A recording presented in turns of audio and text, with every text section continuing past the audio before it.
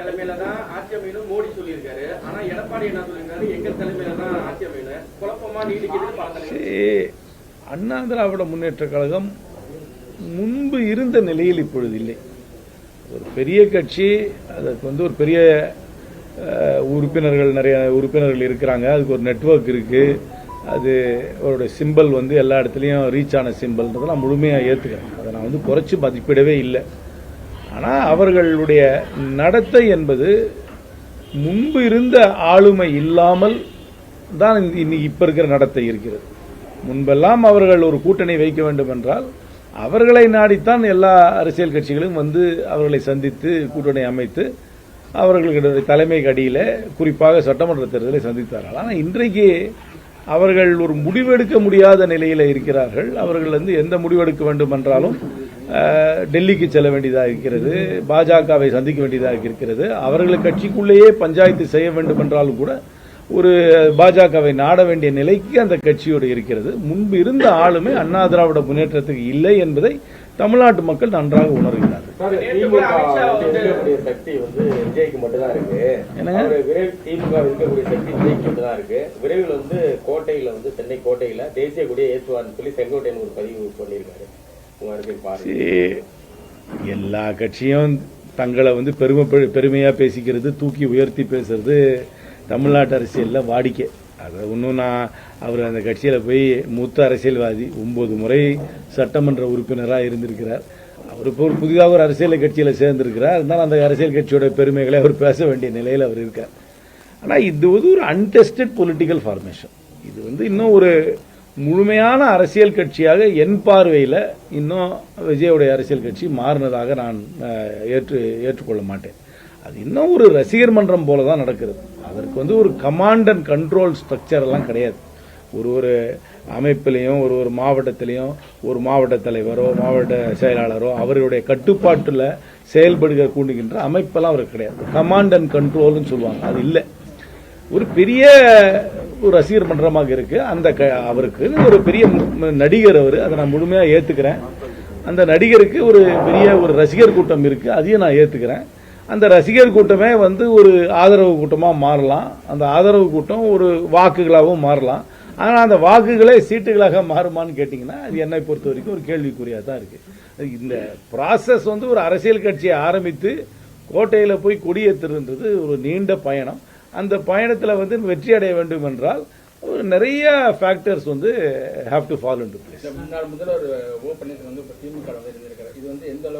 இதை வந்து நான் வந்து முதல்வர் ஸ்டாலின் அவர்களுடைய சாதுரியம் என்று தான் நான் பார்க்கிறேன். அவர் வந்து எப்பவுமே ஒரு கட்சி வந்து மீண்டும் ஆட்சியில் இருக்கும் பொழுது, தேர்தலை சந்திக்கும் பொழுது அது வந்து ஒரு சாதுரியமாக ஒரு பெரிய கூட்டணி அமைப்பது தான் என்னை பொறுத்த வரைக்கும் அரசியலில் அது வெற்றிகரமாக இருக்கும். ஏன்னா ஆப்போசிஷனில் இருக்கும்போது ஆன்டி இன்கம்பன்சி ஓட்டை நம்ம வந்து வாங்கிடலாம். கவர்மெண்ட்ல இருக்கும் போது ஒரு நேச்சுரல் ஆன்டி இன்கம்பன்சி இருக்கும். அதை ஓவர் கம் பண்றதுக்கு ஒரு பெரிய அலையன்ஸை போடுறது தான் கெட்டிக்காரத்தனம். அது ரொம்ப கெட்டிக்காரத்தனமா சாதுரியமாக அவரை கடந்த காலத்தில் விமர்சனம் செய்தவர்களை கூட ஒரு பெரிய மனசு பண்ணி ஒரு லார்ஜ் ஹார்ட்டட் ஆட்டிடியூட் எடுத்து அகாமடேட்டிவ் ஆட்டிடியூட்ல திரு ஸ்டாலின் அவர்கள் ஒரு பெரிய கூட்டணி அமைத்திருக்கிறது. அவர் எனக்கு தெரிஞ்ச வரைக்கும் அவருக்கு கிடைத்த வெற்றி தான் பார்க்கிறேன். விவகாரம் ஒன்றும் கிடையாது, மியூச்சுவல் டிஸ்கஷன் நடந்துட்டு இருக்கு.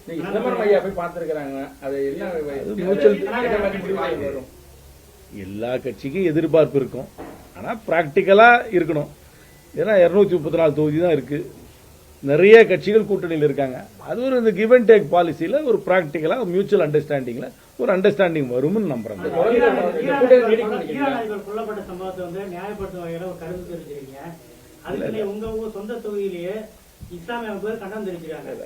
தெளிவா தெரிஞ்சுங்க, அமெரிக்கா வந்து இன்னொரு நாடு மேல போர் தொடுப்பதை நான் ஏற்றுக்கொள்ளவே இல்லை.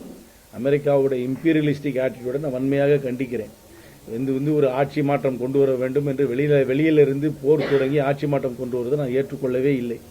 அதே வேளையில் ஈரான்ல வந்து அந்த ஈரான்ல இருக்கும் மக்களுக்காக என்னுடைய அனுதாபங்கள் அதிகமாக இருக்கிறது. அவர்கள் இப்பொழுது வந்து இந்த போர்ல மட்டும் அவங்க வந்து கஷ்டப்படலை, அவங்க உள்நாட்டிலேயே அவர்கள் நசுக்கப்பட்டார்கள். உங்களுக்கு எவ்வளவு தெரியும் தெரியாது, ஜனவரியில் நடந்த உள்நாட்டில் விலைவாசிக்கு எதிர்த்து நடந்த போராட்டத்தில் 7000 பேர் இறந்து போயிருக்காங்க. 7000 பேரை வந்து இறந்து போயிருக்காங்கனாக்க அது அந்த அரசாங்கம் செய்த கொடூரம். அதனால அது ஒரு கொடூரமான அயத்தொல்லாவுடைய அரசாங்கம் என்பது ஒரு கொடூரமான அரசாங்கம். அந்த அரசாங்கத்தின் மீது இவர்கள் அந்த ஈரான் மீது போர் தொடுத்துவதை நான் நியாயப்படுத்தவில்லை. அமெரிக்கா எந்த நாடு மீதும் மதுரோவை தூக்குறதுல நான் நியாயப்படுத்தல. ஈராக் மீது போர் எடுத்தது நியாயப்படுத்தல. ஆப்கானிஸ்தான்ல முதல்ல போர் தொடுத்தாங்க.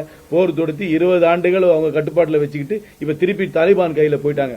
நான் என்னைக்குமே தாலிபானுடைய அணுகுமுறைக்கோ அயத்தொல்லாவோட அணுகுமுறைக்கோ நான் வக்காலத்து வாங்க மாட்டேன் என்று சொன்னேனே தவிர அமெரிக்கா நடத்தின போரை நான் நியாயப்படுத்தவில்லை. ஈரான் மக்கள் படும் கொடூர துன்பம் அதற்காக நான் என்னுடைய அனுதாபங்களை தெரிவித்துக் கொள்கிறேன். அவர்கள் வெளிநாட்டு ஆதிக்கத்தால் மட்டுமே அவர்கள் துன்பப்படவில்லை. அவர்கள் நாட்டில் இருக்கும் அரசாங்கமே அவர்களை துன்பப்படுத்தினார்கள். சின்ன பிள்ளைய கூட தூக்கில போட்டிருக்காங்க அந்த அரசாங்கம். அதனால தெரிஞ்சுக்கணும், ஈரானை பத்தி படிக்கணும். ஈரான் அரசாங்கம் எத்தகைய அரசாங்கமா இருந்தது, எப்படி மனித உரிமைகளை மீறினார்கள், எப்படி அரசியல் கருத்துக்கு மாறுபட்டவர்களை சிறையில் அடைத்தார்கள், எப்படி எல்லாருக்கும் மரண தண்டனை கொடுத்தார்கள் என்பதெல்லாம் படிக்க வேண்டும். அந்த கொடூரத்தை நான் என்னைக்கு நியாயப்படுத்த மாட்டேன். அவ்வளவுதான் நான் சொன்னேன். நான் சொல்றது அந்த இடத்துல நான் இல்லைங்க.